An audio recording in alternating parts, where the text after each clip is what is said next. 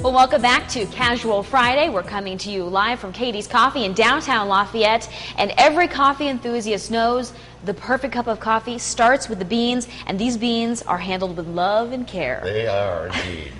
Well, tell me a little bit about how you go about finding these beans, and they do make a long journey here. Yeah, we've got, in most cases, I know my growers, I know their wives, I know their kids' birthdays.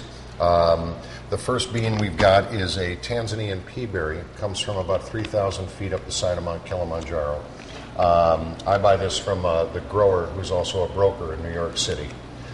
We've gone through about 8 tons of this. Oh my goodness! In the past year. I'm not surprised. We've got our Guatemalan Antigua. Comes from Guatemala. It's a single estate, meaning one grower, one crop, 1 year.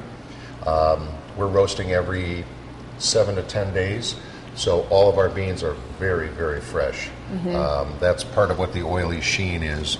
That's some of the sugar in the beans caramelizing and mixing with the oils that are in the beans.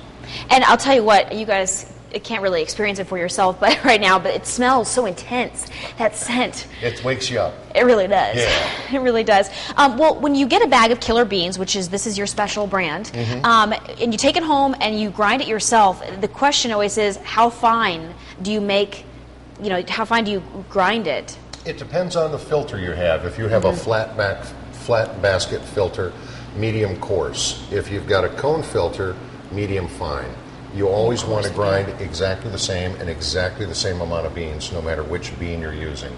So you'll have a nice, consistent, full-bodied cup. So it doesn't necessarily help to grind it down as fine as you can get it, because I've always heard that. So if you grind too fine, it's going to be very bitter. Mm-hmm. So you don't want that. You want to grind appropriate. When people come in to buy bags, the staff will always ask, "What kind of brewer do you have? What kind of filter do you use?" And we will grind accordingly. Now you said these are edible? Oh, yes, 100%. Okay. I'm going to try it. I nibble on them all day long. Tastes like coffee. That was so good. But if you don't like that is really good. Isn't that? But if you don't like just the straight beans, you can get them chocolate covered, which that would be enough to just send me through the roof, I think. You'd feel fine. All right, so we got the Killer Beans for sale here, plus chocolate covered beans. Oh, that's so good. That's a jolt. You don't even need a cup of coffee after that. But coming up next, we're going to go into making those coffee drinks and kind of give you an explanation on what all those names mean, and if you want to go to a coffee shop and get a drink, what you need to order.